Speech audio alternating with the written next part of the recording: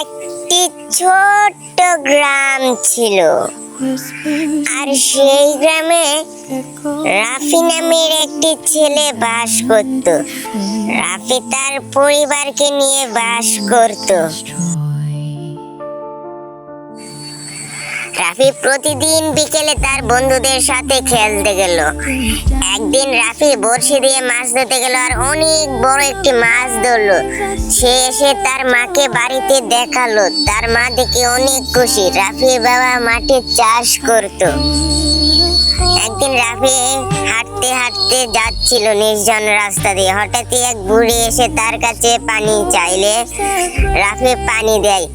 বুড়িটি খুশি হয়ে পানি খেয়ে রাফিকে একটি জাদুর চারা গাছ দেয়। সেই চারা রাফি বাড়িতে নিয়ে এসে বপন করে।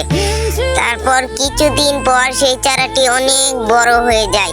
তারপর সে তার মা বাবাকে এনে দেখায়। তারা সবাই খুশি। তারপর আবার কিছুদিন পর এসে দেখে সেই গাছে অনেক টাকা। তার দেখে তো মহা বন্ধুরা, আজকের ভিডিওটি আমাদের কেমন লাগলো? আর সবাই চ্যানেলটিকে সাবস্ক্রাইব করে রেখো এরকম ভিডিও দেখতে চাই।